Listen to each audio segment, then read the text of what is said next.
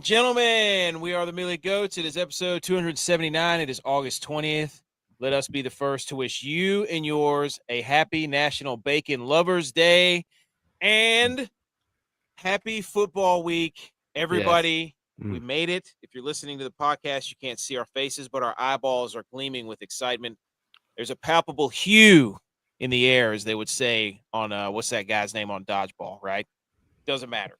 But ladies and gentlemen, we are joined by a very special guest, a program, whatever you want to call him, a movement, whatever you want to call him.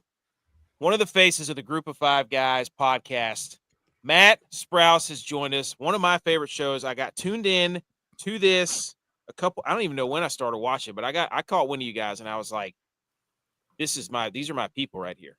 I mean, this is where we're talking about. We're talking about football. The chat is live every time. There's people in there repping their teams, doing their thing. Jeff could not. He might pop in, he told me. But my man, welcome to the show. Decked out in your App State. You know what we like. Yeah. How you doing? Well, this is audience. Well, as I grow in this so-called media thing, the pandering, I'm really learning. I'm really learning how to pander to my audience and make sure that I don't get accused of anything that I'm not. So hopefully you guys don't get a bunch of Georgia Southern people that watch your show, because then they'll be mad. You know, App State fans get mad if I talk to Clay Helton or something. So here I am. But man, hey, we've been trying to make this work for a while. You guys actively fight the same fight that we really started doing the whole thing because of. It was for what we're fighting on social media. And so I'm honored. I'm honored to hang out tonight. Man, you are growing quite an army. There's people now that are joining the fight. You know, we were talking off air about some people. They've got stats. We've got. I mean, there's an arsenal that's coming. People are waking up, man, because whenever people are scared. When the SEC and the Big Ten are scared, because they start screaming louder and louder and louder. And we put together some sort of presentation not too long ago about how the wins from the Group of Five teams are now starting to come at a higher rate, and they have been for the past 4 or 5 years. And that's something probably you can speak on better than either of us. Well, I mean, that's the trend. And to me, it's so obvious. Like every time they push some new idea or some new schedule, alliance that they're doing with the Big Ten, it's so obvious what they don't want. And what they don't want, it's like we were talking about before the show, they don't want anybody that's not in their little club, not in their little good old boys club, to have any type of success, because they know when they get an ounce of that success, it just keeps growing.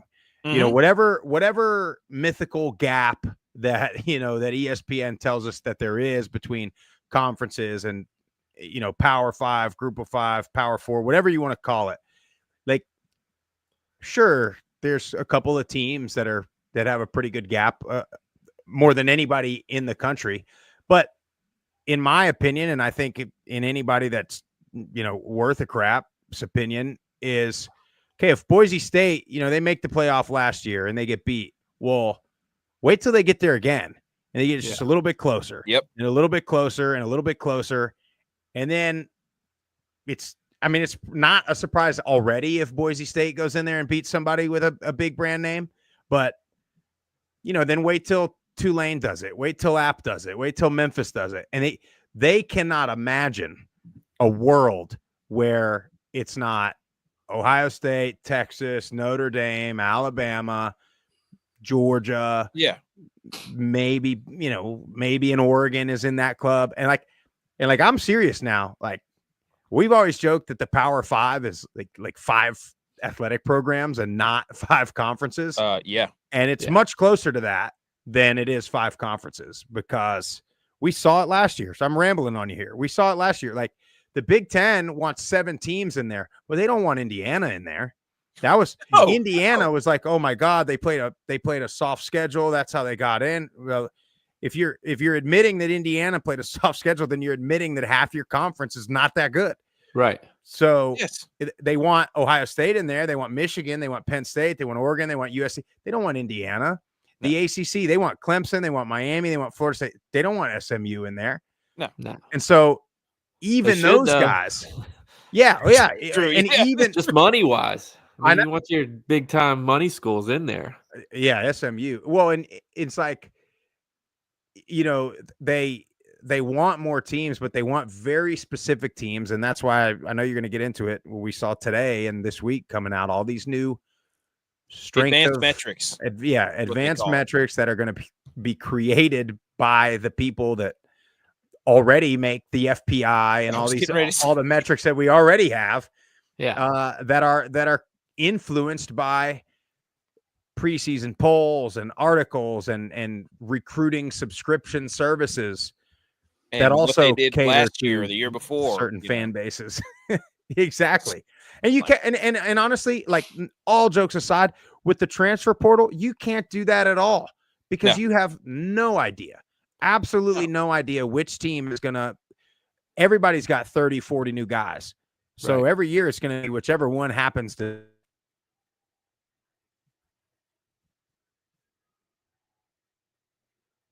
Is that me? Oh, I don't know what happened. That was my internet. Oh, he's back. Started having a little circle there. Oh yeah. So hey, I don't know what happened. Me? We all froze. I think it was you. Could be me. I'm with you though, Matt. Like you were saying earlier, it's they're trying to say that there's a big gap between these Power 5 schools and the G5 schools, but really there's a big gap between the best Power 5 schools like Ohio State, like your Notre Dames, and then the lower end G5 schools, the Kent State that didn't win a single game. Like, yeah, there's a big gap between those schools. There's not a big gap between those schools and the Boise State and the Memphis, and teams that could get in. Well, and there's a big gap between Ohio State and the Big Ten, the rest of the Big Ten. Yeah, 100%. Like Purdue. Are you kidding me? So I bring this up often because the SEC tends to be the most vocal when it comes to this stuff, especially their fans. And they've been riding the coattails of Georgia the last couple of years and Alabama for 2 decades. Nick Saban had an average margin of victory in SEC games of 3 touchdowns, to include SEC championship games. So you want to talk about a gap? The gap is between your number 1 team and everybody else. And, it's closed a little bit with the portal and NIL and stuff like that, but it's still, you're going to have your 2 or 3 teams and then everybody else is just okay. And that's why, and it's the same. Yes, the same for the group of 5. Like, there's a big gap between Boise State and Nevada, or, you know what I mean? And so, or Liberty and, I don't know. Well, I would say Kennesaw State, but Kennesaw State beat them last year. I remember that. But, these gaps, that's why Boise State can go to Oregon, consensus number 1 team in the country, all year long and play them within a field goal. And nobody was like, even your national media, they weren't surprised by that. It was like, oh, well, yeah, Boise's good program, good. Well, and they've done that before. Anyway, I mean, it's similar to we're homers for App, but when App goes and plays a Power 5 school, it's like everybody believes in App now. So if App takes them to overtime, it's not really a big shock, even if App wasn't supposed to be that good. I mean, when we beat Texas A&M that year at their place, we weren't supposed to be that good that year, and we ended up surprising a lot of people. Well, and that's to my point earlier. App's another one, right? You go beat Michigan, so that's, oh my God, shocks the world. Now it's a big surprise. Then you go beat A&M, and it's like, we're a little bit surprised, but here we go again, right? Here comes App State. Here's these giant killers. So now the next time you do it, it's going to be, here they are. Same old App State, always beating somebody that they're, quote, not supposed to beat. You get it with Troy, does it quite often. And so you keep doing it and you keep getting the opportunity to do it. But what happens is when's the last time a top Power 5 team went to Boise? Or I guess you had North Carolina there a couple years back in Boone. Yeah. And I was there. One of the best games I've ever seen, by the way. Well, like, unbelievable game. But, you're not going to see, you very rarely see these guys play on the road, in Boone or in Troy or in NC Boise. State's in a complete limbo. They can't decide if they want to play us or not. Well, the ACC's trying to get out of all those types of games. Yeah, they're all blaming it on nobody else plays hard games, so we won't either. And then they're just blaming each other and being like, see, it hurt us in the long run. And it's like, guys. Yeah. Like, you don't want Yeah. parody. It's bad for business. Just say it. Yeah. Don't sit here and run around and try to give us the Well, nonsense. they're not worried about, Clemson, Miami, Florida State. They should be worried about Florida State, but they are worried about those NC States, those Dukes, North Carolina. I Yeah, mean, Wake but Forest. like those teams could lose to. I mean, we've said it for 2 years now. Like, you do not want to schedule a Sun Belt team in the first 2 weeks of the JMU season. throttled UNC. Was it last year? Beat them Yeah. by like 70 points. Yeah. Old Dominion. I mean, they beat Virginia again. That's probably a closer gap, like we're saying, than what they're trying to portray. But like, 100%. you don't want the South Alabama. Didn't they beat a Oklahoma Power 4 State team? by 100 points. And Oklahoma State, I'm fairly certain that year was Big 12 runner-up. And by the way, Big 12 runner-up with Oklahoma and Texas still in the Big 12. You mean the same So- Texas that went to the SEC that nobody and could ran go through in it? and play Yeah. It's, Yeah. So So if your show is trying to save college, I say you're trying to save college football. I love it. I mean, I guess the one question before we get into our, we're going to talk about your top 25. We're going to talk about conference championship matchups. But the coach from Coach Hammock from NIU, who had one of the most viral quotes you've ever heard, just a few days ago, you guys were able to interview him. I mean, tell us about the beginnings of the show, how you guys came to be and the motive, because you guys do a lot of stuff now. You go around the country and go to different places, and you got a lot of connections and a lot of love, and it's cool. So tell us about that. And tell us about Coach Hammock. It's funny, man. We've been trying to get Coach Hammock on for like 3 years. So my in-laws, they're all from like Chicago. So the last time I was up there, I hope they don't listen to this, but I'm like, if I'm up here, I'm going to get out of here. You know what I'm saying? And I'm like, where can I go? And I'm like, the Calb's like an hour and a half, I think it is, from Chicago. I'm going to get over there and just check out the facilities, tour it. Maybe I can meet Coach Hammock. So I get that set up, and I met Coach Hammock. And since then, we kind of went back and forth a little, trying to get on, trying to schedule it. And then, he had this viral quote over the weekend, and we were kind of like, let's just shoot our shot. He's going to be tough to get because it's just like when they beat Notre Dame last year. Mhm. Imagine that, right? Beat Notre Dame, national runners up. Wait a minute. You mean what? You mean middle of the 7th place in the MAC? Yeah, Yes. And that's something. He had the quote, and we were thinking like, man, ain't no way we'll be able to get him, right? He's going to probably be on McAfee or something like that. So we just DM'd him, and he was like, let's do it. And we Let's go. like a day later, we had him Okay. on. They're mid camp, and we just started with what he was talking about with that quote. And naturally, he said that it was taken a bit out of context. Like he didn't. They asked him, what would you change? And he said, nothing. I like the challenge of it. And then that's when his rant, or whatever you want to call it, started. But love it, man. He's such an awesome dude, because he has such an old school approach of, in recruiting, we want to evaluate, recruit, and develop high school kids as much as we can. When we get them here on campus, we want to love on them, develop them, teach them, train them, coach them, and have them grow as men so that they stay, knowing full well they don't have the NIL budget that, a lot of schools, like, they're competing with Big Ten schools if one of their guys has a big year.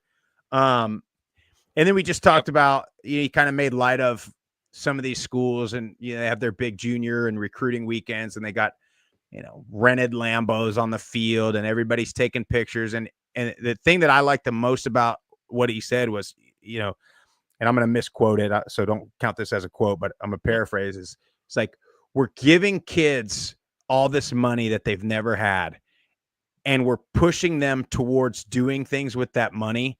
That's the stupidest thing you could do with money, and is why professional athletes go broke all the time. Yep. He was like, so why are we saying, here, 18-year-old, here's $1 million. Yeah. Like, here's this Lambo. You could get it with that, instead of, hey, here's how you could invest with this, or this is how you can save this, or put this somewhere and make it work for you. And so, just a good conversation. It was pretty quick. Like I said, they were mid camp, so it was between meetings and food and practice. He jumped on for like 20 minutes. So, I love. But really appreciated him coming on for sure. That's a SEC mentality, because that's what Kirby Smith and Nick Saban do. They only give the media 12 to 12:30 during their lunch break. So I okay. Yeah. Yeah. I thought you were going to say that's the SEC mentality, putting Ferraris on the field. That is also too. true. That is also true. Yeah. So how long have you got? Where does before we get into the rankings and the conference championship games? You guys have built this thing. I mean, where did it come from? I mean, I see Middle Tennessee State all the time up in the background. Buddy. And stuff, We all are grads of Middle Tennessee, so we will forever so different, you and I. ride for Middle. And so, man, the thing started. So me and Jesse Grisham, I would say, founded it. We were watching some Thursday night game. Can't even remember who it was at his house. He lives close to me. We were roommates at Middle. We're watching some Thursday night game, having a few cold snacks, and that's when all the good ideas come. And we just they were advertising game day, for Saturday wherever they were, Columbus or Athens, I'm sure. And we were like, man, like there's got to be a market. This is all of us. There's got to be a market for schools like Middle, for their fans, like something to watch, like to preview their game or to hype up their game. And because this Thursday night game, I don't remember for sure, but I imagine it was a group of 5 game, and 90% of the commentary during the game was talking about whatever SEC game was going to happen later, not the game that was currently on TV. Right. And so we said that this would have been very end of the season, maybe like late October 2019, I think, is when we're having this conversation. And then then we start just talking about it, and we're like, dude, I don't know how to do a podcast. I don't have any of that stuff. Like, I don't even have a laptop. Like, what are we going to do? We're like, well, let's make a Twitter, see what happens. So we made a Twitter like the next day, and we just start kind of doing some clickbait type. Just trying to see what we can get, just practicing, I guess, Yep. And then, I remember the first tweet, our first big tweet, it got like 20 likes. We were super excited about it. Was like a picture of the Louisiana strength coach was wearing like the spiky shoulder pads or something, like on the sideline. And we were just tweeting about it, making fun of it.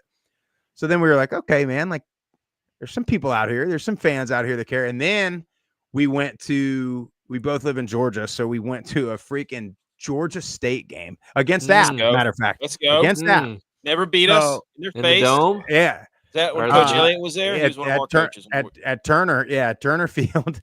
And so we went, and we were like, we didn't have no like agenda. What are we going to do here? So of course there's more App fans tailgating than there were Georgia State fans. Like I will give Georgia State this. They're like one little like section. Those people get after it. I mean, they got a core. They got a core that. I like that. That's where it starts. They're still a young program. They're trying, man. Well, so we went, and we would like go up to a random tailgate, and we were like, can we take a picture of your tailgate for our Twitter account? We got 15 followers. Like, it's pretty cool. And people loved it. Like, people were like, oh man, that's so cool. Like, we need this. And me and Jesse were like, bro, like we got a chance here. And then we just started going to more games, and like when we would go, especially like when we would come to Boone, like so when we came to Boone as a group the first time, so Justin Watts was a coach at Middle when we were there. So then he was there at App. Yeah. So we kind of had that connection there. And then so we got the whole tour, and then we were able to get Sean Clark on the show. And then we got Chad Lunsford on the show at Georgia Southern. And then we started getting coaches on the show. And then the coaching network, like, they just started helping us. They were like, we love it. This is awesome. Like, we need this. That's cool. Like, and then, so then it would be like, we're going somewhere else. We would text Coach Stock, who was our coach at Middle, or Watts or somebody, or Jeep Wade. Like, hey, you know anybody at Louisiana? Jeep. Or, Jeep. I got to play. Y'all know Jeep? Yeah, he was at App for a little bit. Jeep was the O-line coach at Middle so he got there the spring going into my senior year, and I tore my ACL and MCL like the first padded practice of spring. So they were like, congratulations, Sprouse, you're going to be Jeep's like offensive assistant for the year. So me and Jeep got tight. Turner West and I got tight during that year. Like I was like a de facto GA sort of. And then so anyway, so we just started going to stuff and getting tours and getting content. And people were like, dude, how are you guys? Like, I go to Louisiana and I've never been in their weight room. Like, I don't know, man. I just asked somebody. And then so started doing that. And then of course we were all excited. And then COVID happens. So nobody's going to games. Yep. And all we were doing was Twitter at that point, you know, a couple hundred Twitter followers. I do have to shout them out because I know this is wrong audience, but the Georgia Southern people helped like immensely. Like they got me and my wife at their spring game, like into like meeting with all the media, all the Learfield people and all the like different media and marketing. So then it just all like worked out kind of. And then I guess this would be the third or fourth season that we started doing the podcast. And man, we just like trying new stuff. We like, you know, we asked the hotline, somebody, dude. I called into the hotline one time, man. Yeah, the hotline. So yeah, we're tight with there's a Raiders podcast, or Oakland, a Las Vegas Raiders podcast that we pretty like have some mutual friends with, and they've been doing it a long time. They're really good. So they put us on like, this is the equipment you got to get. This is how you get people to engage, get them to call, like leave the voicemails and all that stuff. So they put us on with all that. I love that. And then, man, every once in a while, you just get a bump in followers. I know, like, you know, Josh Pate's been pretty interactive with us on Twitter. Yes, I had mentioned us on his show the other day. So all that. When stuff like that happens, you know, you get a pretty big bump, and it makes you think, like, all right, you know, we're still out here. I mean, we still ain't paying the bills with it for sure by any means. So, but yeah, but you're on the way. I mean, that's every time I tune in there, I love it. Like it's one of my favorite kind of weekly traditions. I don't get to watch much because I do a lot for our show, but I make sure that I think it was on Monday nights when I would come in there and I'd leave some voicemails. Hey, Jay, I'd call up in there. Ain't played nobody, Paul. Ain't played nobody. The app callers are the freaking best, man. Like, I'm sure you guys know them all. Stu and them and Baker Loy when they call, like, and then there's App State Fanatic. I don't even know what his real name is. When he calls, he's like, "Hey there, fellers!" Every time, and like just and Stu's right will call like not last year, but the year before when y'all had like some brutal close losses. Like last, like he would call and he'd be like, "Boys, I'm sitting in the porta potty. I'm just devastated." Like you just get like that raw fan emotion. Yeah, man. And it's like, dude, these are the real football fans, man. Like not these people that sit on their recliner and like watch Feinbaum 5 days a week and he tells them who to root for and tells them who's going to be good. Like these are people that went to school at a place, go to the games, young alum, older alum. Yeah, man, the hotline's great.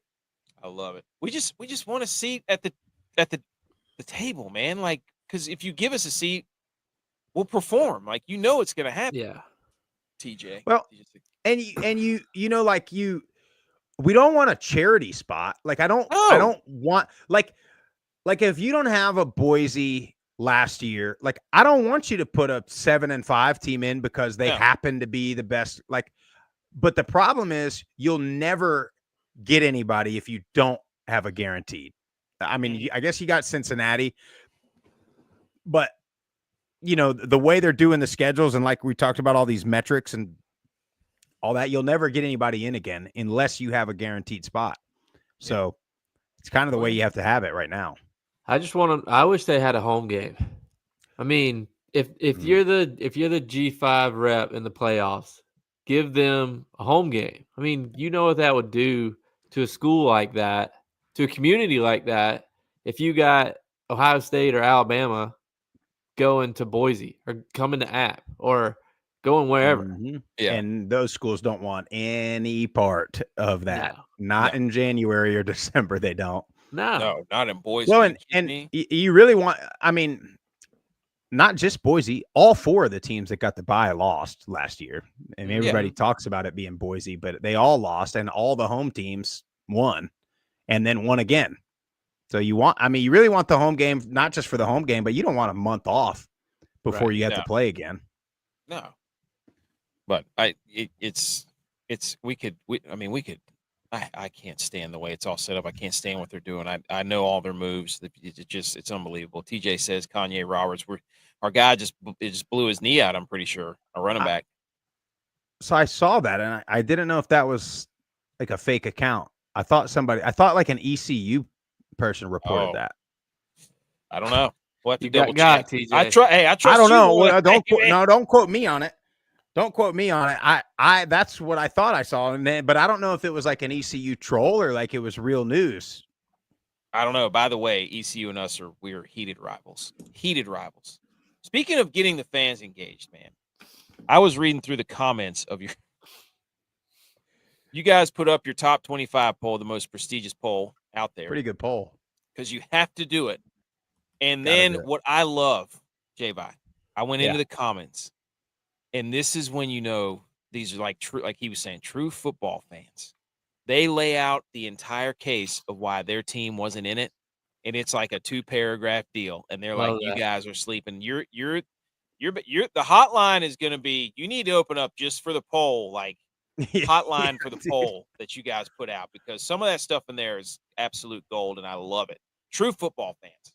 We didn't even want to do it because we truly, honest to God, believe in abolishing any preseason polls. But week 5. But then it's like, well, we got to get some impressions. We got to get some clicks. Yep. And I mean, okay, like everybody, no matter what, is gonna be mad about something.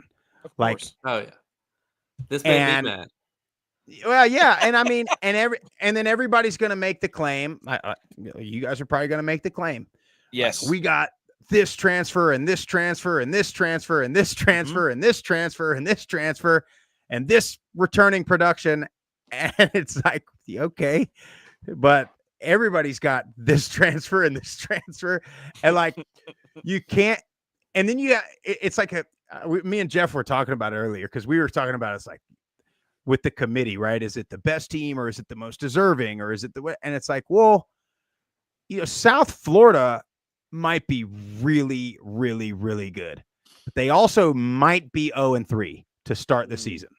Yeah, so they play at Boise, right? Or they host Boise. They play Boise, and then they go to Gainesville and play at Florida, and then they go to Miami and play at Miami. So yowza.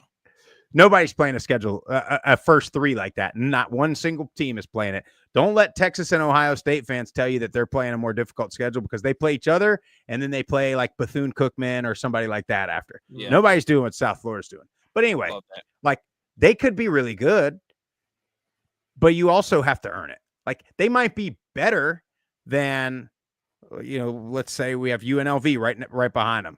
But if UNLV's 3-0 and South Florida's 0-3, you can't give it to South Florida. They've not proven it. You might think they're better, but they've not proven a single thing.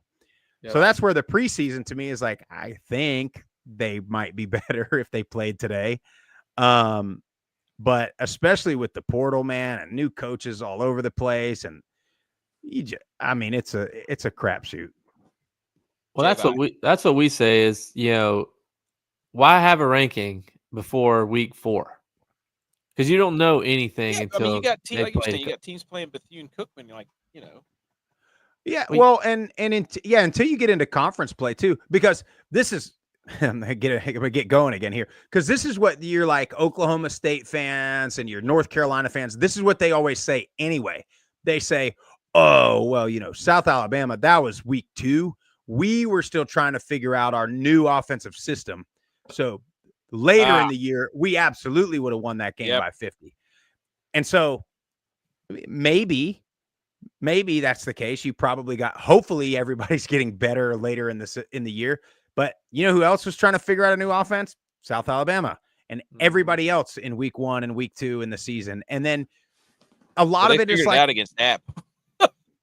Yeah. He just got like 40 in boot. Yeah. Yeah, they are always interesting though. They always they have a couple games a year where you're like, dang, they're good, and then just tend to be average, most of the way. But I'm reading your comments too there, Chapel Bill, huh? Come on, big guy. Unbelievable. But That guy. you know, when you look at it, we did this. Jeff and I did this. I mean, literally in like, I don't want to downplay like we did it after all of our preview shows. So we had dug in pretty good. And then we're like, all right, let's go through this thing. Boise's number one, gotta be right until otherwise. Agreed. And they return until you're beat. And they return a lot, by the way. They are going to be really good. The running back that's stepping up is supposed to be legit too, right? He's unreal. So here's the thing. RBU. They got Malik Sherrod from Fresno, who rushed for 1,000 yards at Fresno 2 years ago. Then, assuming health, right? Sire Gaines was a freshman last year that was Genty's kind of spellback, and he went off. I was down there at Georgia Southern last year watching Boise and Georgia Southern, and Sire Gaines was going off, but then he got hurt. So then, like middle of the year, as good as Genty was, you were onto your like fourth back behind him, and then your whole offensive line was banged up. So they get 4 out of their 5 offensive linemen back, assuming they're healthy. And then, yes, you lose Genty, but you bring in Malik Sherrod, who's a really good running back. Sire Gaines, a really good running back. So, like, the sum of all parts, I got bad news for the Mountain West fans. And then you got to imagine the quarterback takes another sort of step forward. But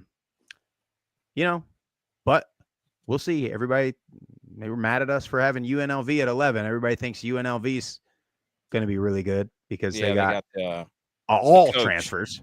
Yeah, Dan Mullen and Dan Mullen. And they got a bunch of transfers from the SEC. But the thing about transfers, nobody's leaving a good situation, really. I mean, and I'm not saying they're not going to be really good or they're not really good or whatever, but if they're as good as the 4- and 5-star recruiting ranking and where they ended up going out of high school, they wouldn't be leaving that place. Right. Yeah. Whatever place that is, they'd be playing. And nobody's really leaving a spot that they're playing. No offense to UNLV, it's not to go to UNLV. No, right.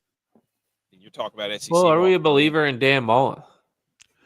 It's hard to say. He's been in the booth for a while now. And when he's been good, he had an NFL quarterback. When he was at Florida, he had Tebow. When he was at Mississippi State, he had Dak. But when he went back to Florida as a head coach, he didn't have an NFL quarterback. Yeah. Well, he's been able to put like kind of these sort of, I don't want to call them like misfits or he's been able to put a weird roster of characters together before. So that's a plus. UNLV is cool. I mean, they got great facilities. They obviously have like the Tillman Fertitta money that they have and all the Vegas money. It ought to be, steady at the top of the group of 5. Barry Odom did a phenomenal job there. But you're right. The quarterback, I think they're still having a quarterback battle. I mean, I guess they play this weekend, so we'll find out real quick. Yeah. But they don't have either of the 2 guys they had last year. Sluka went over to James Madison, and then Hodge Malik Williams is graduated. So we'll see. I'm kind of iffy on them. A lot of so-called talent, a lot of guys, a lot of dudes, but you got to be able to put it all together. Having looking at this, so it's Boise State, then Navy, then Memphis, JMU, Tulane, UTSA, the Raging Cajuns, Toledo, Army, and USF are the top 10. Is having looking back now on a couple of days, is there anything that you'd shuffle around or move or add somebody in that you wouldn't? And we're not asking this, believe me. I mean, we want to be like, how dare you? But no, I mean, we talked about this a little bit the other night. Navy might be a little high. That's almost an expectation of Navy. Like, we think they'll be there later because they got a pretty light first half of their schedule. In my opinion, they'll be at worst 7-1, but they'll probably be 8-0, and then they'll go play Notre Dame. So then we'll find out real quick. Just like last year. What Navy. Yeah, exactly. Just like last year. So, that's almost, they're there as like an assumption of they're going to be 8-0. So barring Boise still being undefeated at that point, like Navy's going to be there. I think our top 10, somebody said this, I don't even know if this is true, is pretty on par with what Vegas has. So, I mean, Vegas I think tends to. I saw that comment. Oh, App State's trying to still Yeah. figure out. Yeah, they are. Yeah, they try to figure out That was the worst. Fluff Boutwell.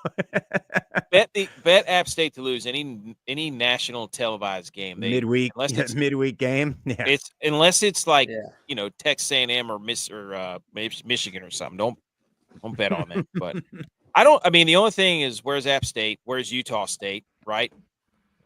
Shout out our cousin who coaches it. My cousin who coaches at Utah State. Yeah, I mean, like, this is the thing when you so App and Utah State, you could say this. Like, you could look at the roster and you think, okay, they're going to be pretty good. But then you go down the schedule and you're looking at like, well, okay, well, they're going to be pretty good too. And where am I seeing the wins coming from is the concern. And App, I mean, like, defensively, the big plays last year were so infuriating that I couldn't do it. I'm like, are you going to have to prove to me that we can stop?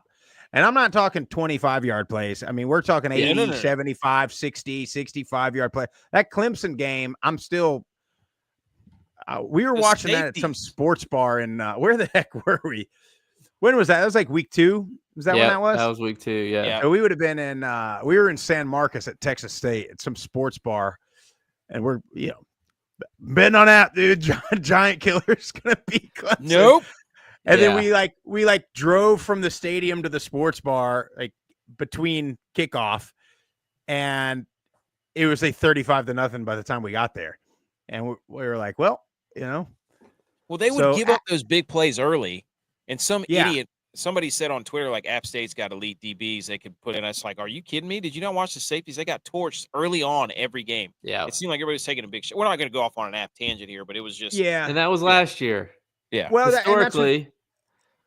Yeah. Well, and you also lose the QB, which I got in trouble for tweeting about him too. So he fell forward. Come on, let's be honest. Yeah. Well, he's the big winner in all of that. Oh, 100%. Fiasco. Now he is, And Tennessee's the biggest loser. You think so? No. No.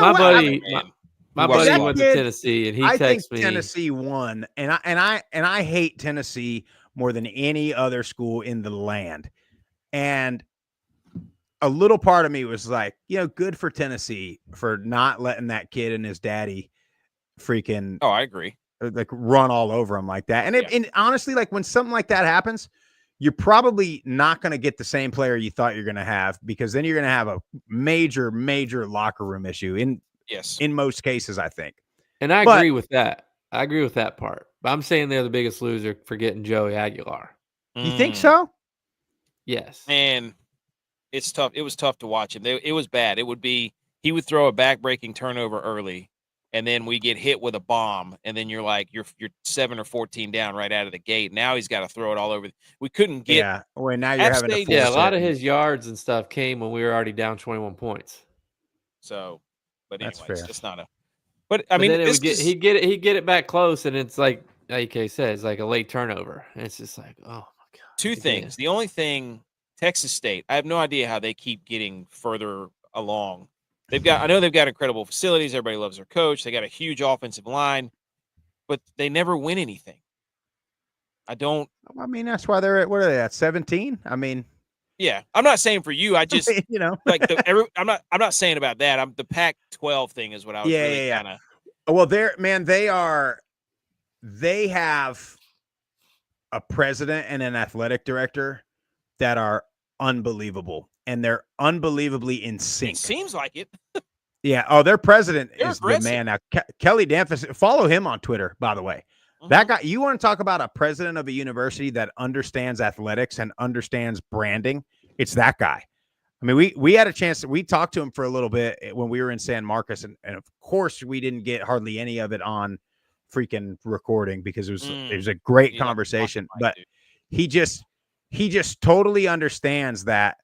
Yeah, I'm the president of the university, and I want good school, and I want good whatever they have, engineering and business programs and all these programs. But the thing that he would say was only college football can you get your brand in front of millions by just holding the flag on a Saturday morning for an hour. The only college football, no matter how good your professors are, no matter how good anybody is, you'll never get that kind of advertisement, that kind of pub. And for Appy, you guys know, game day coming to Boone, increased your applications, I'm sure, tenfold. And then when you Luke do Holmes stuff, wearing a hat. and when you do stuff like that, like look at Boise. Boise beats Oklahoma, and their applications of their school increase by like I don't know what the number is, an astronomical amount. But then what you can do is, okay, now you're getting all these applications. Well, now we can be a little more picky, right, with who we take. We're gonna now have we're gonna have better students that are gonna theoretically be more successful in life, right? They're going to make more money. They're going to give more money back to our university. We're going to get better professors. We're going to be able to do better research. We're going to be able to get better programs. Why? Because our football team's good. Is the thing about it. Look at the SEC. They've got the Big Ten. They have a couple of teams that are dominant, correct? And then they get to the top and they stay there. Nobody's pushing them off the stool right now. Yep. They got donors. They got people handing money and people can say, I want to give this to football now. Yeah, exactly. So, but anyway, I went off on a tangent there, but Texas State, see, Jeff knows, Kelly Danfus is like, that guy will be, tweet a picture of himself, like doing a 5K at 5:00 in the morning with the students. And then another picture he'll tweet at 1:00 the following morning, and he's playing ice hockey with the Texas State club ice hockey team. Meanwhile, there was a women's soccer game and a football game that he was on the field for in between that time. And he just, the guy's got like the energy of a teenager, but he just totally understands what athletics can do for his university. It's not like he's a football guy, right? That just wants, I just love football and this is it. He understands. Me too. He understands what football can do for his entire university. And I think like they never really, San Marcos, like, so it's an awesome place, by the way. If you ever get a chance to go. Noted. It's not really a Sunbelt type place, in my opinion. It's not like, and so they're just trending, man, and they're a hot commodity. And God forbid they start winning. Yeah, but we had a chancellor like that, Chancellor Peacock. Whenever we were in our heyday, back when we were winning all the national titles, he was engulfed in the university and in football. People love that guy. But all right, so that's the top 25. Now we're gonna do our version of we're a group of 5 guys, man. We played there. We love App State. Well, I have to say this because I've been staring at me, for the past 15 minutes. Do it. I know Matt is a WWE fan and a Rock fan because he put Buffalo and the Brahma Bull right in the middle. Isn't it such a good logo? Isn't it such a good logo? Then I don't know. Funny, I was there 2 weeks ago. I went up to Buffalo for some family stuff, and see, I don't do anything. I'm a very selfish person. I don't do anything with family or friends if I can't parlay it with if I can't parlay it with some group of 5 football action. So I was up there, Northwest Pennsylvania, for some family stuff, and I took a little detour up to Buffalo, hung out with Pete Lembo for a little bit. But that bowl, like that Brahma Bowl in black and blue, where everything on their whole facility is black, and you just got that blue bowl that pops on everything. Incredible. And yes, gigantic Rock fan. Love the Rock. Absolutely. He's lost it here in the last few years, though. During the fall, I listen to Buffalo Sports Talk Radio because I'm a big Bills fan. So they'll occasionally have the coach on, and they'll talk about the games. Just listening to him, I'm like, it gave me confidence to bet on Buffalo. So I was betting on Buffalo, the Bulls, every week. Hey, so you're a Bills fan. How can we get the Bills Mafia to back Buffalo? The university at Buffalo, by the way. It's not University of Buffalo. Question. Yeah, that is a good question because, it's all about the Bills up there. It, man. That's the Northeast. That's the Northeast a little bit, though. They're pro. Right. Yeah. They don't really tend to care. But Buffalo is going to be. I like Buffalo a lot. But They Buffalo, need to be like I do too. I might have had them a little higher if it was just a Matt Sprouse poll. they should be they should go old school and start working the games and be like, yeah, we're the Bulls. You know what I mean? Like go to the concessions, like get into the some deal where you can work with serving or doing whatever to the fans at the Buffalo Bills. If they continue to build on the success that they Pullovers.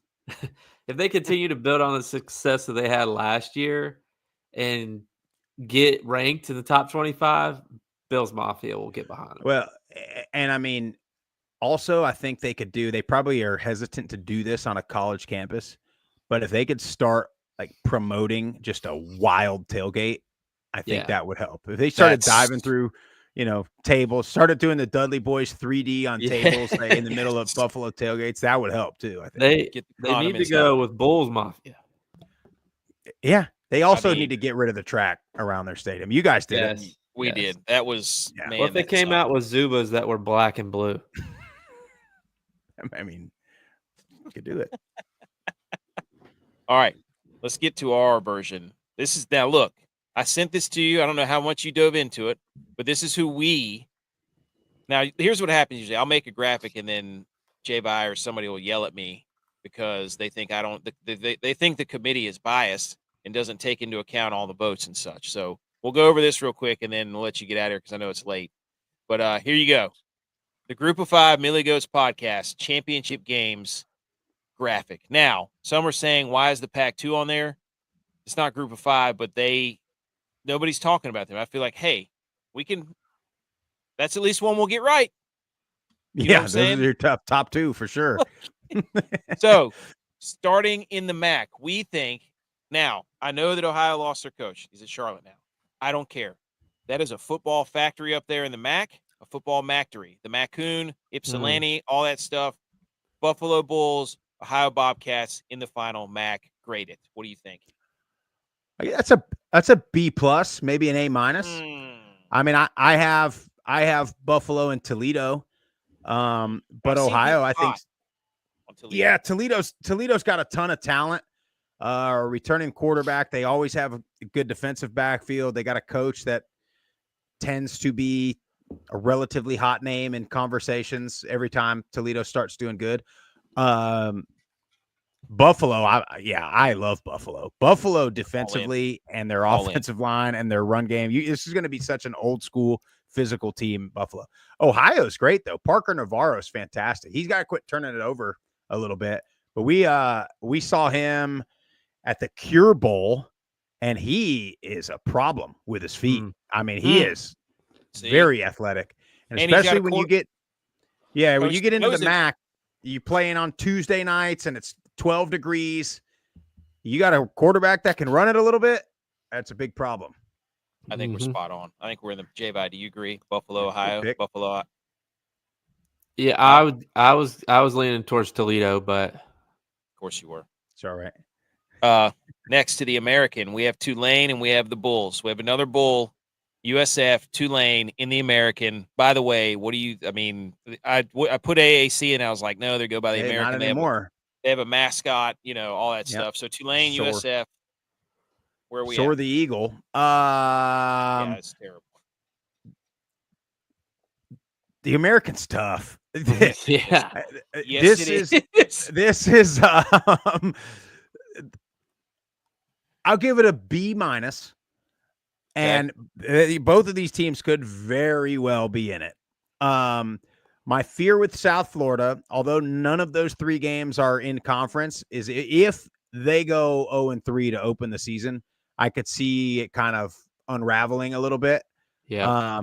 Now, on the other hand, if they go just about anything but 0-3, 1-2, if they end up 2-1 out of that thing, I mean, you're talking probably the favorite in the Group of Five at that point, because if they don't go 0-3, then that means they've either beaten mighty SEC Florida, they've either beaten ACC favorite or maybe second favorite Miami, or they've beaten the number one team in the Group of Five in Boise, or they've beaten more than one of those. So if they even win one, they're still alive. And then I think they might get that thing roll. I mean, if they win one or two of those things, they might get that thing going, and they'll be having an NFL stadium packed out. Tulane, sort of similar, because they've got defense. three. Defense. Yeah, oh yeah. Well, John, you guys know John Summerall from Troy. I mean, that guy, his defenses are scary. They got dudes all over the field. And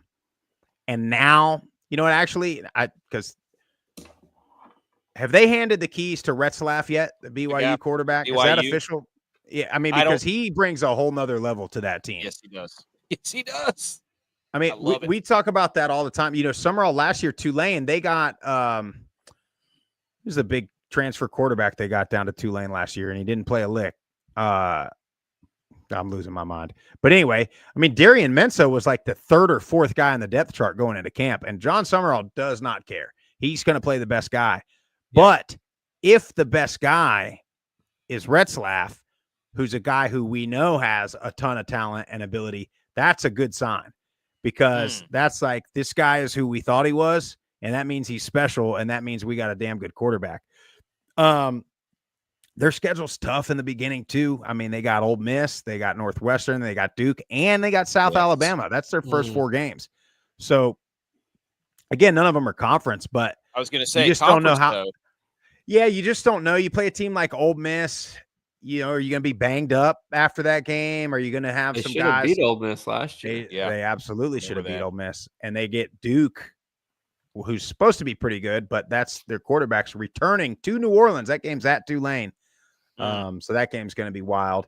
I'll tell you, I like Navy mainly because of their schedule, especially in conference. And then I also like UTSA mainly because of their schedule in conference. Yep. And I don't have it in front of me, but I believe neither of them play Tulane. And I believe UTSA, I don't think, plays Memphis. And then Navy, you know, they're going to play Army, but it's not going to be a conference game. So they avoid kind of playing the top teams.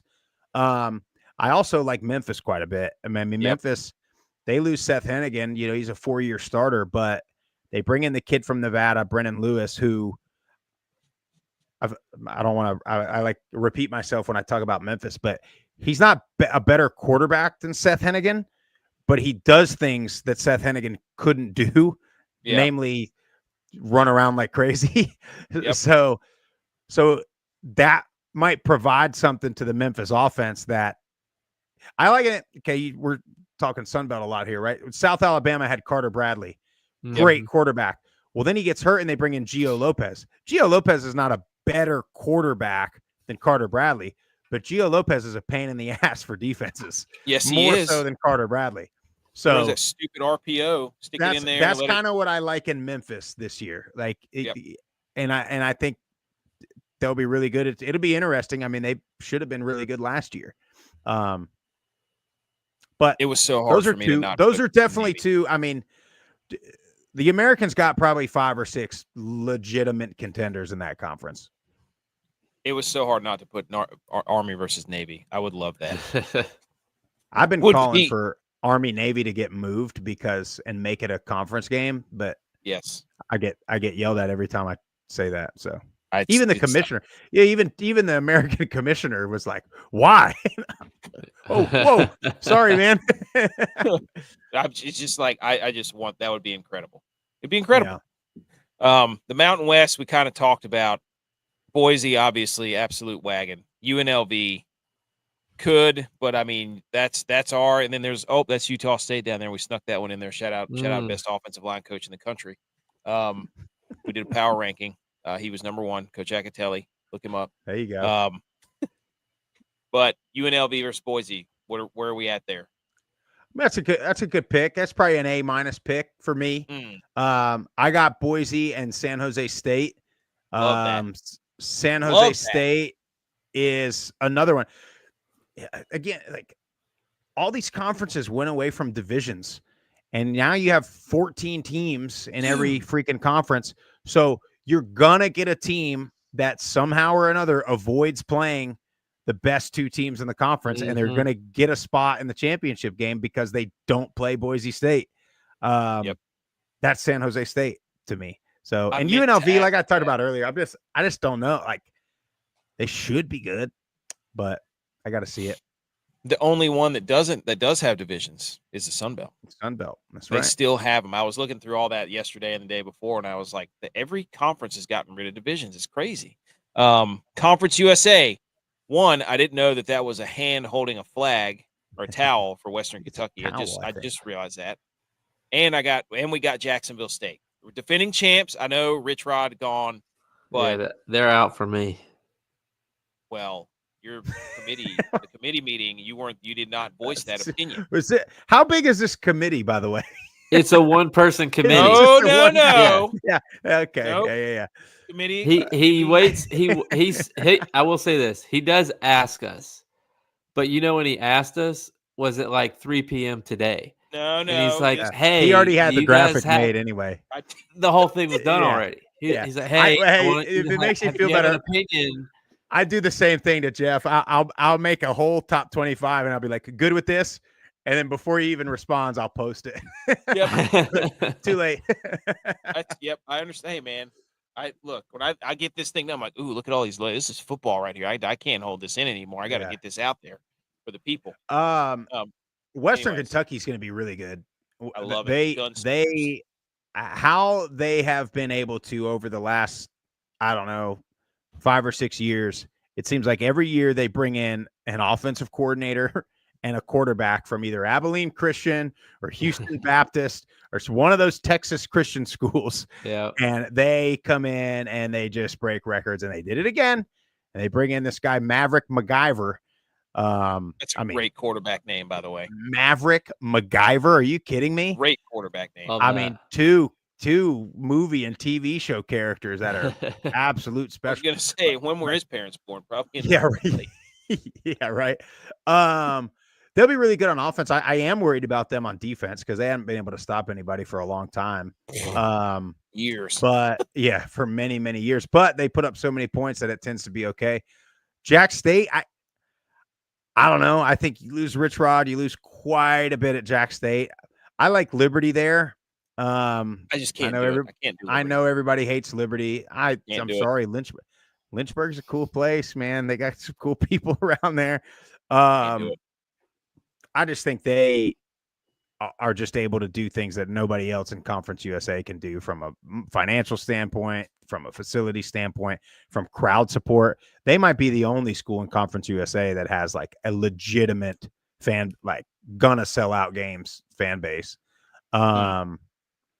But I mean, Jack State they'll be in that mix. We'll get to see what we're going to Bowling Green this weekend to watch Western Kentucky. So we'll get to see them and Sam. How about a week 0 conference game, huh? Western Kentucky and Sam Houston. So we'll get a chance to see old Maverick MacGyver. We'll report back. But Mav Mac, old Mav Mac down there. I mean, Mac. He's got to be cool too. You know what I mean? Like he's probably like a really just cool kid. No choice but to be cool. Yeah. But I like that pick. I'll give you a B. You know, if you don't agree totally with me, I can't give you an A. So I gotta go with a B. I respect that. Jacksonville State. I'm just, there's an account. Also, I'm a little biased because there's a funny account that Jacksonville State has that cracks me up, and I'm like, man, if they see this, I want them to know I got their back. They got some good accounts. Which one are you talking about? I think it's the fried chicken. Something about the fried chicken. That dude's funny. And then there's who's the other one? Bad and Bougie, I think, is a Jack State guy. Yeah. Sam Houston was the other one I was considering, but they lost Keeler, right?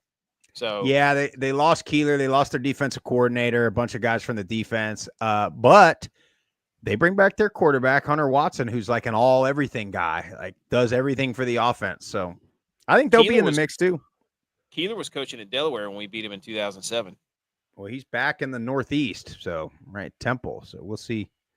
Delaware's in that conference now, aren't they? That's right. Revenge game. Delaware, give them a couple years. That'll be a real problem, I think. And finally, the Sun Belt. I'm sorry. We're not gonna stand idly by and watch the Group of 5 guys now put our We App State in believe. the top. You did say Yeah. it's the first time you did a top 25 without App State in it ever. I But think so. It's just like it's the Mountaineer Invitational down there, and it's the Louisiana Invitational. That's how it is. It That's is. what it's going to be. Sun Belt Conference is App State versus Louisiana. Period. I don't care about JMU, you bunch of bums. No. I don't Or care Texas about your purple State. streamers. Or Texas State. Nope. Yeah, I mean, this is just an A++, Thank you. 100% you. score, extra credit pick. I mean, this is unbelievable. You guys got it spot on. I Mhm. mean, cannot disagree one bit with this one. Thank you. Man, I hope so, dude. Honestly, we haven't been to Boone in like 2 years, and I love Boone. But I took my wife to Boone to watch the Raging Cajuns and App State play in a Sun Belt championship game circa 2019, I think. And I mean, love the place. I wanted to buy a cabin up there in Banner Elk. I think we were staying in. I wanted to bad. Cool place. One of these days, the Group of 5 guys will somehow get some big sponsor, and we'll start buying little Group of 5 Airbnbs, and you can only stay there if you're going to the game. Love like it. It'll be all decked out. Yeah, yeah. But yeah, and I hope App State. I mean, yeah. Look, James Madison's going to be good. So, nope. So it's Georgia. Yeah, but it's when they play App, it's something in their heads that because we've been beating them. Yeah. It's up here. No, it's up here, man. Well, they got that rivalry started back in our day because we play them in the playoffs every year. I will send you a picture of J-Bye when we were up 20. What were we up 21-0, 24-0 at half? Yeah, 21-0. We were up there playing at JMU. We were number one team in the country. The number one team in the country. We wore all whites. I hate all whites. Never want to wear them again. And I'll send you the picture of what happened on the ensuing kickoff to open the second half. And it was J-Bye face down, getting run by on the kickoff. Like, let me just look. I got clipped. He didn't get clipped. I'll send you the picture. I'll send you the picture. See tape. Well, send me the tape. We'll see what happened out there. Well, and I love the banter between the App State fans and the JMU fans because going all the way back to we ended up losing that game. Yeah. And the picture that he'll send you was on the front page of the Harrison Gazette or whatever it was. So when we got back to the facility on Monday or Tuesday, our receptionist was like, "Hey, I got some mail for you." And I'm like, I had a decent game other than, missing the tackle. And I didn't know it was a picture at this point. Somebody from JMU sent to our athletics department the front page of the paper. That picture was on it. And I was like, touche. I can appreciate that. That is world-class trash talk right there. I mean, that is an elite level. I can appreciate that. Even if the joke was on me, I can appreciate that because I would hope that somebody from our school would have done that to them. 100%. Yeah, for sure. That's great, man. I look forward to seeing the pick. I will send it to you whenever we get done. It's quite a scene. Just know I got clipped. No, don't believe that. Hey man, I know we went over a little bit. Sorry, but it was great to just talk football, Group of 5 stuff. I mean, we'll put out this poll here and we'll get your official grades and then see what other people think of it. I appreciate you guys having me, and I'm sorry to be the old man. I am the guy that unless there's football on, like if you text me at like 8:30 p.m., more than likely your response is going to be at like 4:00 in the morning. More than likely, but football season is weird because I got to stay up on Tuesdays and Wednesdays and Thursdays and Fridays and Saturdays. Hey, so it really messes me up. But this is camp for you. We're just trying to help. We're trying to help. We're doing a little walkthrough. So walkthrough. And I'm getting hydrated because Jeff and I will be in Bowling Green in love that like 30 hours, something like that. We'll be doing a live show, Friday morning live show from the field in Western Kentucky. What? So, wow. Oh yeah. I can't wait for the Group of 5 game day. But we need to do that. We're trying, and this is honest to God, like it could happen, but for one, it's like impossible to find good internet / cellular / whatever you need to get when you don't have like a huge satellite truck that you can bring. Mhm. And then we have a little bit of inconsistencies between like what schools will allow us to do what. So we got to get everybody on board. So far, like Sunbelt people have been phenomenal. Conference USA people, American. We haven't spent a ton of time out west. So I think that might be the missing piece, but we'll get there. We got to get a network. We got to get maybe Hulu or somebody will pick this up. That's the future of football, by the way. I hope everybody knows this. Amazon or Apple or Disney is going to just buy the Power 30. Let's just call it like your 30 biggest brands. And that's going to be the league. And then everybody else, all the schools we talked about today, the bottom 10 of the SEC and the ACC and the Big Ten are going to be left, holding themselves, and we're going to welcome them with open arms to this Group of 5. And then we'll be able to have a sense of that pure college football that you guys love, we love. So love it. But I thank you guys so much, man. I had a ball. Tell everybody where they can find you, man. And then the shows. You guys have a new schedule. Sorry, I mean to keep throwing. Yeah. No, you're good. So at Group of 5 guys on all the social handles, YouTube, Apple Podcast, Spotify. We're on the Believe Network, so you can catch the show on there. So we'll be Friday morning live from Western Kentucky, and then starting next week will be Monday, Wednesday, Friday, 6 a.m. Eastern Standard Time. That is simply because we got wives and kids and T-ball and work and can't take 3 nights away from the fam, along with traveling on weekends and stuff. So Monday, Wednesday, Friday, 6 a.m. Check us out, man. It's a hell of a time. I put the website link in the comments or in the description, and then it'll go in the podcast stuff too. So the YouTube and the website. So if you're looking for it, go follow the Group of 5 guys. Love it. Learn some football. Learn ball, huh? Ball. Yeah. Appreciate it, guys. All right, man. Thanks. Thank you. See y'all. See you, buddy. Okay. That was the Group of 5 segment. That was awesome, dude. I love watching their show.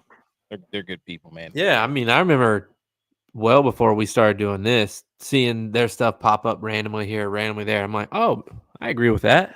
Yeah, those guys they're onto something. But I love it because, like you say, the way that things are going, they're going to be on the forefront of it. Just covering I can go in there and listen. They're going to talk about App State. That's what I want to hear. I don't want to hear them go. I don't want to hear Pat McAfee yell at me for 3 hours. So no offense. I won't have anybody yell at me for 3 hours. Yeah. So they're awesome. So also the Sunbelt Syndicates, TJ and those guys down there are also very good. Yeah. Go follow them. So we're gonna transition. They do all the hard work. Yeah. Because they do all the research and remember all the guys' names. So they're able to tell me that, and I'm able to soak that in. I appreciate that. I love it, man. And their show's great. They're interactive with everybody. It's cool. Okay, so we've got just some headlines real quick that we're gonna go over. Let's play the Salute Your Sports. I got a couple of things that we're gonna go over real quick.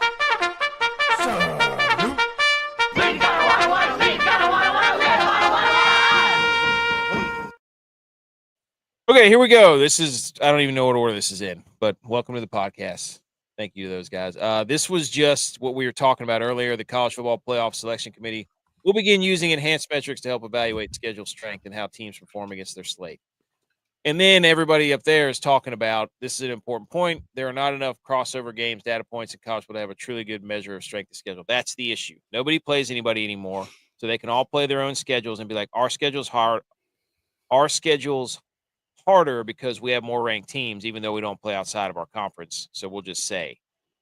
So it's this whole thing's stupid, in my opinion. So just do it don't they have to redo it in 2 years anyway? I get it. Just don't rank anybody. If you're gonna do this, I'm so sick of them trying to make stuff up. We're gonna have another advanced metric supposed to be FPI, but they screwed that up. Yeah, So It's I committee, don't. dude. Hey, are we Oh headed to yeah. Charlotte, Oh yeah. buddy? J-Vi has built an apparatus that is a sit and reach tool. I did build that today. I forgot about it. He built a sit and reach tool for us to use at the App State UNC Charlotte game. Look for our flag in the tailgate area. The BMO will be there. presidential, the Millie Goats presidential sit and reach. Yes. Yes, we're gonna have the Millie Goats flag flying high. Look for that, and then come try to win a free hat doing the sit and stretch contest. It's gonna be so stupid. I started doing some RDLs today to start stretching the hammies out. Hamstrings. Oh, if you're listening to this podcast and you want to come to the tailgate to give your shot at a free hat and start stretching your hamstrings, hell yes. Hey, I'll try to get your hat, Dominic. I'll try to get your hat, dude. I've had a whole bunch of them pressed right now. I got hats being pressed out the wazoo. So, also the SEC's got to quit. Auburn's claimed 9 more national champions. What is or 7 more? It was seven more conference championships from like 1913. Auburn is everybody, and now the memes of this are phenomenal because every team is like, you know what, back in 1913 we were undefeated too. Yeah, dude, everybody was undefeated because they played like 5 games. So stupid. It's got to be a joke, right? I don't know. It's the first time seeing this. Yeah. Yes. This is not the actual tweet. It was saying there was an article about them that they were claiming 7 extra national titles. Incredible. All right. Dude. Here we go. College football week 0. I know. This is it. I know. I had no idea there was a second slate of games. I opened ESPN, okay? And we had Iowa State, Kansas State, Idaho State, UNLV, Fresno State, Kansas, Sam Houston State, Western Kentucky. That's where Group 5 guys will be. Stanford, Hawaii. And then I saw, oh my gosh, there's FCS games all up in between this. I was like, how could they not have a game televised from 12 to 6:30? That's like a 3 or 4 hour gap. Lo and behold, we get Incarnate Word, Nicholls State. We get Tarleton State, Portland State. We get UC Davis, Mercer. We get Central versus Southern. Yep. We got, I mean, that's on ABC. Come on, dude. 12 straight hours of football? I know I don't even know if my wife realizes that it's college season yet because she keeps trying to plan stuff on Saturday. And I was just like, well, I'm pretty sure it's going to rain. I think it's going to rain. So, maybe we'll see. But, deep down, I'm like, as soon as the kids go down for nap, Kansas State and Iowa State is going on. And then it's the rest of the day. Dude, my wife was like, we're going to the beach Saturday, aren't we? And I was like, no, there's a hurricane coming. Might not want to be there. The swell. The riptides. That's right. We don't. I'm thinking of the kids here. But yeah, we get. I mean, there's 10 games here. It's incredible. Yeah, it's back. Like it's here. Well, it's really 9 games because they put UNLV and Idaho State on there twice. And now that's the only game that they're not televising. Yeah. Well, you'll see why, because UNLV is favored by 26.5. That line just came out today. So there's some line movement. Was people were betting the over to Kansas State, Iowa State. It moved up 2 full points. Wow. Kansas and Fresno State, nothing has changed. Western Kentucky, I just don't think that game's gonna get to 50. People are betting the under in Hawaii versus Stanford. That's moved down a full 1.5. So, buku. He said, "Yeah, dude." B. McCormick said, "We're old Patty and us are best friends." Yeah, right. That guy. I knew his story, and that's probably why he blocked us. Hey, nice, Buku. He followed the Group of 5 guys. We'll have to pass that along. They're good. They got good stuff, dude. They know their stuff. So, get in contact. I got a whole new shipment of hats coming in, Buku. I'll send you a list. But did you get my new order? Yes, that's currently being pressed. Okay. I'm waiting on those App State hats to come. The hats came in. I got to get the patches. I can't wait for those, dude. Nice. Those are going to be. Hey, grab that axe, baby. That's custom. They might make us burn them because there's a licensing agreement. Wow. Whatever. That's why we only made like 4 of them. Okay. So here's the lines for all the games, college football week 0. We have put together, we got another graphic. This looks clean. This is a nice little graphic. We have put together picks of the week. This is for college football week 0. When we get into the NFL season, though, it will be, oh yeah, B. McCormick. I got yours too. Once I get all these hats back to in my possession, they're currently being worked on, I will send out some stuff. But here's the deal for our picks of the week. Whenever we get into the NFL season, we're not going to tell you whether it's college. We're doing some revamping of the show. We're not going to tell you whether it's college or pro. We're just going to look at the whole football slate. And we have each given ourselves a title. What? I'm reading the titles. Did you read the names? Yeah. Okay, so this is how it's going to go. Tex is Mr. Conservative. He's Mr. Understruck. Yes. Okay, play the music. Understruck. I wish I could play that without us getting copyrighted. So he's going to give you an under every week. Tex. Okay. I am Master Spreader, like Master Shredder. I want somebody who's going to cover the spread. Okay, I'm going to give you that every week. Javi is the overtaker. He's going to give you an over every week because he can't help himself. Man's always betting overs. Dylon is going to give you a prop bet. Okay, Dylon is Greg Propovich, the sensei. Okay. Oh. He put on the overtaker hat. You got to keep that every time you get ready to do this segment. To pull it back out. Butch P is Dr. Dog. I almost made him Dog the Bounty Hunter. I might change that.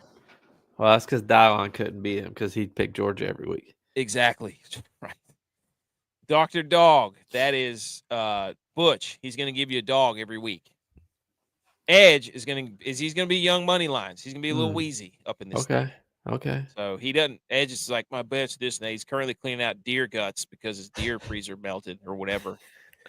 But he's going to give you a money line pick every week. So we're going to keep up with we're not professionals. This is really what this is just for us to talk trash to each other. Yes, absolutely. That's the only reason, because if somebody starts sucking, we're going to let them have it. So that's this. I like this graphic, dude. This looks clean. Yeah. Okay, so you go ahead. Tell me, Mr. Overtaker, you put the hat on. What do you got for week 0 college football? We just saw. My over of the week, especially since it's coming down. I mean, it's at 50.5 right now. It's Stanford, Hawaii. And look, you want to tell me, oh, well, that was last year, whatever. The last 5 games that both Stanford and Hawaii played last year, they didn't have a single – there was one game between the two teams, the 10 games. There was one game that went for less than total of 50. Woo! So both these teams score. Lock it in. Both these teams don't play defense. So I'm Lock going over. Andrew Luck. Oh, wow. Fresno State, Kansas, under 50. Buku. Okay. I'm going to give you Kansas State favored by 3 against Iowa State and Farmageddon across the pond, Ireland, all that stuff. Look, man, I don't trust Kansas State. I haven't seen them play a game. I don't trust their quarterback. I don't like their quarterback. The guy with the long hair, right? Yes, conference game. Iowa State is tough. They're going to muddy this game up. Old Matt Campbell with his spray tan and his really curved hat. Well, you remember how it was last year? Was it Florida State and Georgia Tech last year? Yeah. And it was like 14-10 or something. I mean, it was just a ugly, dirty, nasty game. Yep. It was. I remember that. Dude, yeah. So I'm thinking similar to that. I think Iowa State plays a dirtier game. They're built for dirtier games. Iowa State's going to be – look, Iowa State goes undefeated until like week 7, and then they just start losing everything. That's what they do. Yep. So Kansas State usually loses a game or 2 early, and then they win a whole bunch late. So yeah. Tex gave you the under of Idaho State and UNLV, which was 65.5. That's – I don't know about it, Tex. Yeah. I mean, basically 27-point favorites too. So you're looking at scoring 50 something. and them still scoring on you occasionally. I don't know. I think Texas is right. UNLV has the manpower to get there. Idaho State does not have the manpower to help them get there. So you think under? You think he's right? You think he's gonna Yeah. be Mr. Under? Okay. I think yeah. All right. Colt Brennan ain't coming out of that tunnel, J-Bot. Look at their scores. Just look at their last 5 he gave scores you from some last year. stats. That's what I'm basing my decision on. Dylon, Greg Popovich.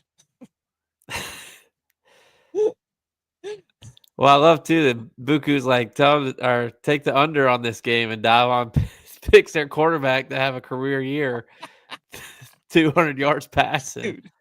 Dude, I was Isn't laughing. He a runner? Do what? Isn't Jalen Daniels a runner? Yeah. Yes, he is. He had an Apple Watch thing with his video highlights playing. There was a medallion that went around his neck. Jalen Daniels, quarterback for Kansas, over 199 passing yards versus Fresno State. There you go. So those are the picks of the week. Dude, play the water cooler debate real quick. Wait. I'll head full screens. Play it. You serious? Oh my God, you're an idiot. Are you kidding me? All right, first of all, here's the water cooler debate. This guy's face, I forgot about. You're not that guy, pal. You're not that guy, pal. Water cooler debate, J-Bot, is there you go. BMO is on it. He's bringing the whiteboard to keep track of the sit and reach measurements. Everybody listening to this, if you're gonna be in Charlotte, you're coming to this tailgate. Start stretching.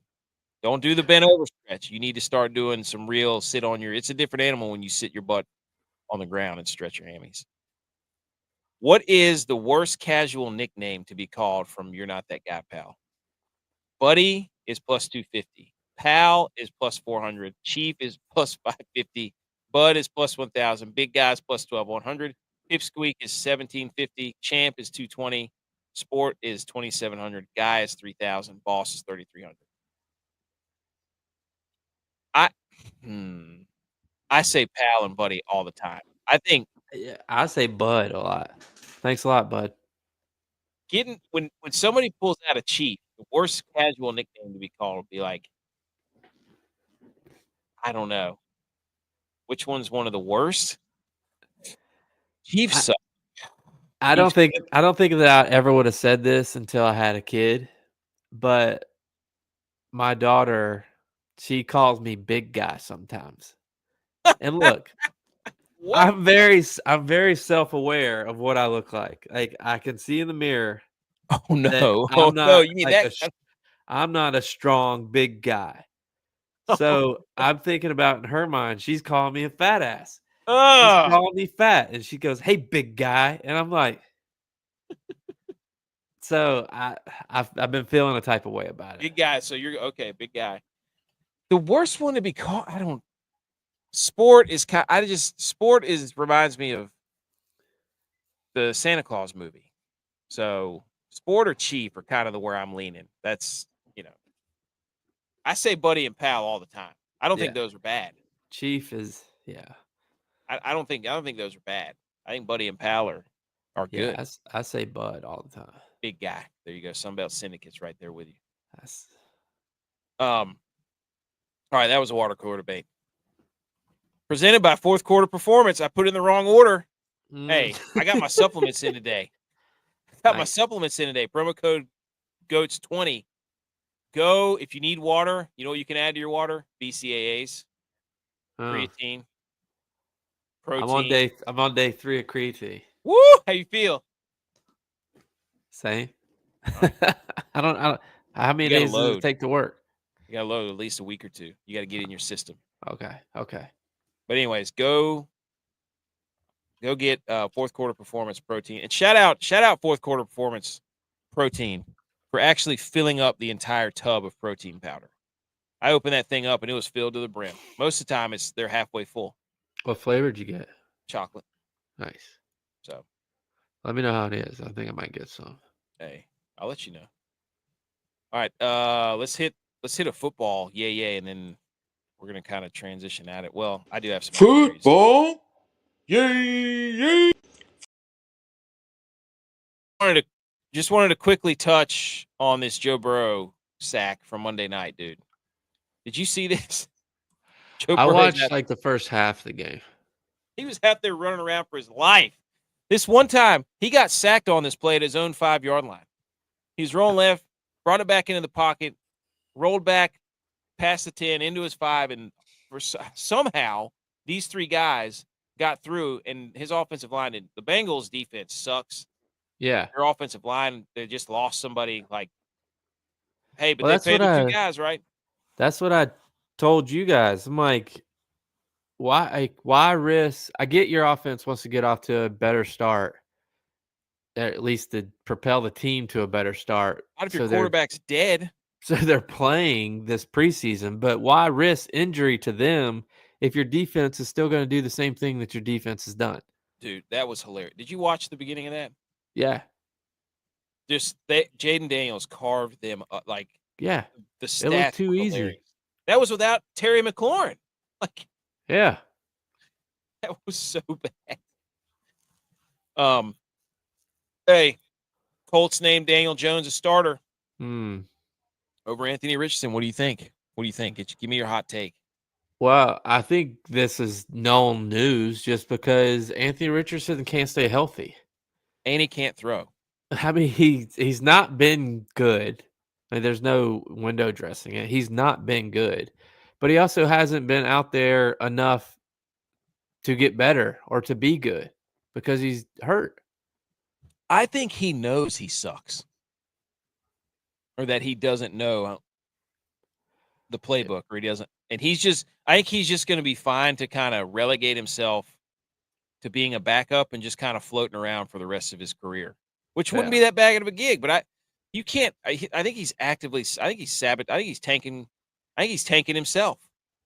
Yeah. Well, I think he's lost a lot of confidence because he's not been out there and he hasn't done well when he's been out there. So, yeah, I mean, I don't know. Danny Dimes knew what he was doing when he went to Indy. That's why he chose Indy. He knew that gave him the best decision. And whether that was his decision, his agent's decision, whoever made that decision, it was a smart decision. I mean, the Colts offensive line has been good in the past. You get Tyler Warren, you get Jonathan Taylor, you get Michael Pittman, you get Josh Downs, you get Alec Pierce. Like, they have weapons. So yeah, and you got a good running back too. So it's not like, that's what I'm saying. I mean, their offensive line is typically good. I don't know if it still is as good as it used to be, but it's anyways. Also, I think the Colts got confused. They're like, oh, Daniel Jones, that looks like a Duke uniform. Maybe he'll play like he played for Duke. Cutcliffe ain't walking through those doors. Dude, that's right. And then the Browns named Flacco their starting quarterback. Hot take. What do you got? Look at him smiling in that picture. He knows that he's got them all fooled, dude. Yeah. Dude, I saw a tweet that said the AFC North has 2 Super Bowl winning quarterbacks and Lamar Jackson and Joe Burrow. The Browns are a circus, dude. I don't get it. Yeah, I saw that they're thinking about rolling with 4 QBs on the roster. Hey, let's go. Play them all. Who's that coach from the SEC that we're going to play? I mean, as much as all of them gotten hurt already during preseason, I mean, Joe Flacco just hasn't played. That's why he hasn't been hurt. I mean, when he has to actually play and he gets hurt, yeah, you're going to need all 4. That's true. That's a good point. Somebody should bet the Browns to win the division just so that you can root for them. I might do it. I might just throw 5 on them. Oh, dang it. I forgot I had this up there. Here's our division winners. We're not going to go over these. We'll just run through them real quick. Any one of them stick out. In the AFC, I like making graphics, dude. I know. We're not going to go over these. Just real quick. The South, Jacksonville. The North, Baltimore. The East, Buffalo. The West, Denver. The South, in the NFC, we got Tampa Bay. In the North, in the NFC, we got Green Bay. The East, we got the Commanders. West, we got the Niners. Anything stick out to you real quick? Yeah, I don't think the Broncos are going to win that division. I don't necessarily believe that the Chiefs are going to win it, but I don't think the Broncos are going to win it because I don't see Bo Nix taking the step forward that he needs to take. Their defense is going to be so good. Yeah, but that's a defense that now every offensive coordinator has film on. Yeah. I was watching Philip Lindsay, and he was like, dude, the running back. You remember Philip Lindsay? Yeah. He said that Jarrett Stidham was having a way better camp than Bo Nix. Again, and why would he BS about that? He's not in it for the. Well, again, no, it's like that's what I'm saying. I don't know if Bo Nix is gonna do what he needs to do to put them over that to win the division. I mean, they got the Chargers are in that division. The Chiefs are in that division, and whether everybody wants to believe it or not, the Chiefs find a way to win games. They've been doing it for years. I know. This is just people are going to be mad. They're going to be so mad at this. They're going to look at this and be like, "These guys don't know ball." It's like, yeah, well, we made a top 25 that had the Saints. Some people have recognized that. Yeah, it takes them a second, then they start laughing. Yes, it's a joke. The Saints at 25. Come on, don't take it serious, people. They're like trying to figure out what college team has that same logo. Well, the only one would be the Raging Cajuns. But yeah, so I think the South. I don't know that the Texans are going to be able to do it again. That was the only thing.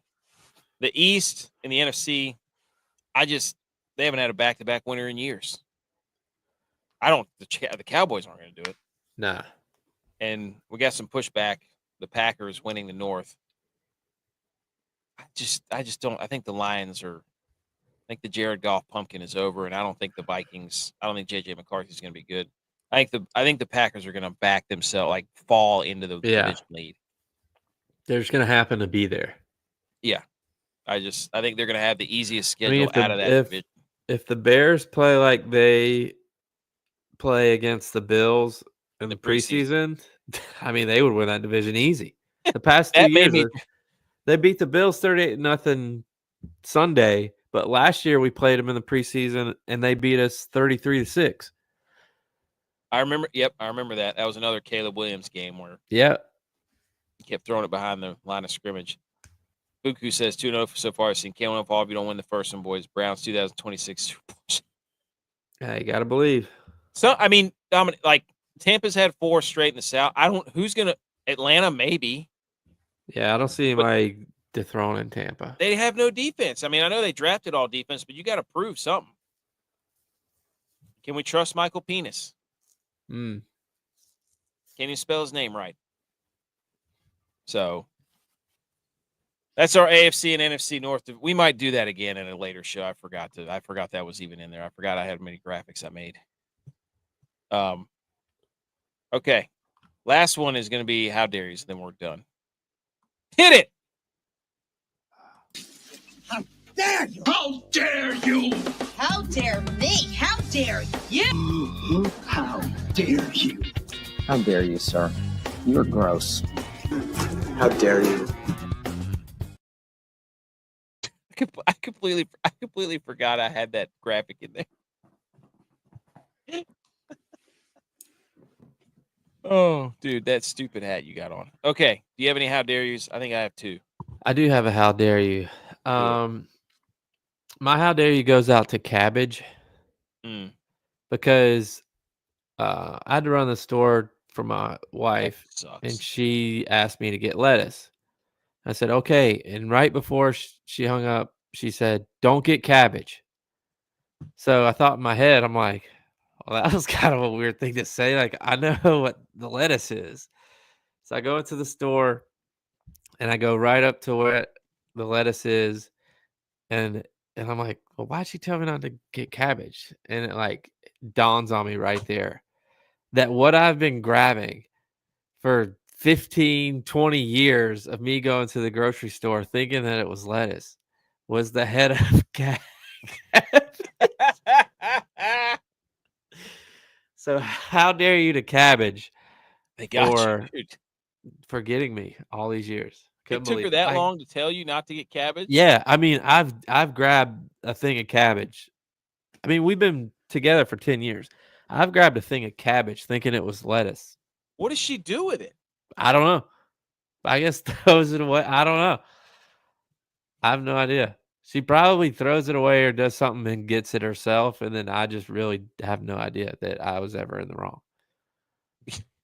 BMO just sent a picture of him packing already for the tailgate over a week away. Can't believe you.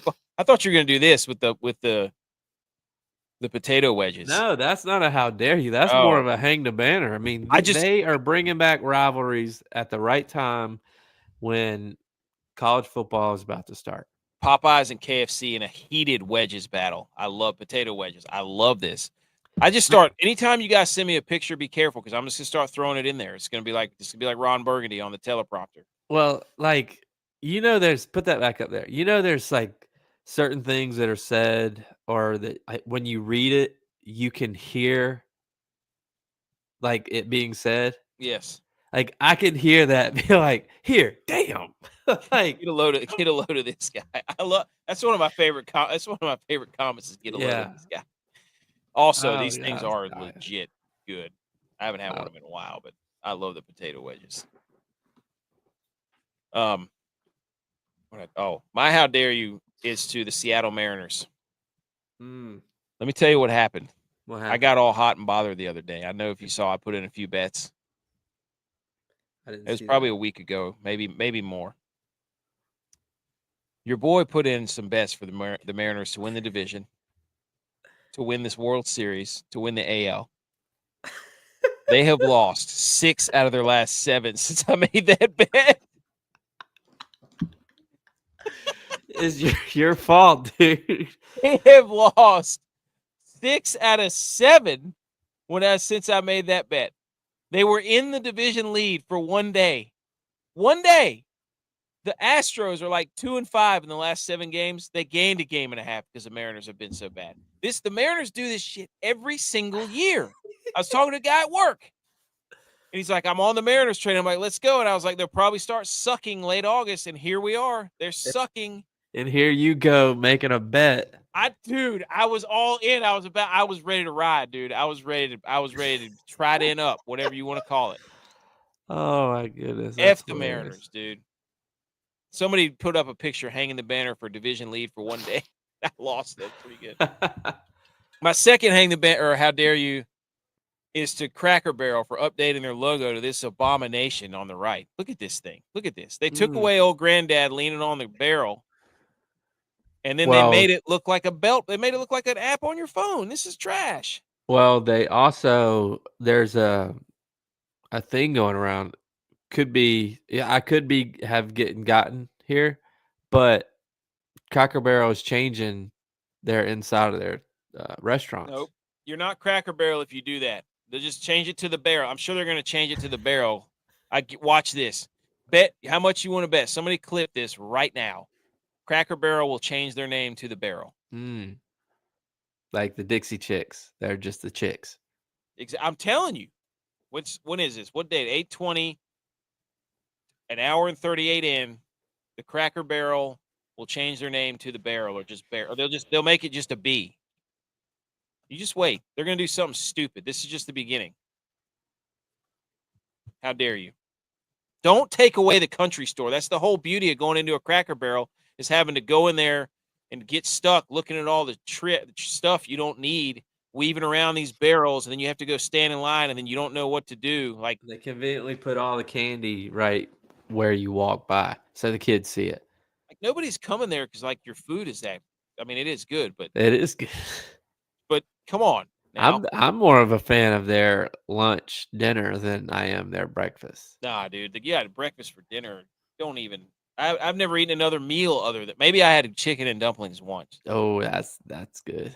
Their tendies are good too. They got good. Their pancakes are good too, man. Patty's watching me. I hope you're good. That's it, dude. I got nothing. Appreciate the group of 5 guys stopping in, spreading the good word about football. Safe travels to those guys. Go check them out at Group of 5 Guys on Twitter. I got the YouTube and their website right there in the show description, so it's easy access. Go support them. They're doing awesome stuff. Great for them to come on. As for us, dude, this is the last show before football. Well, I think so. I don't think we're going to do another show later this week, but no. Hey, We got week 0. We're gonna have football to talk about on Sunday. That's right. From 28 yards. Good snap, holds down, and the Enjoy the football. Mountaineers win in overtime. The Go field Bills. goal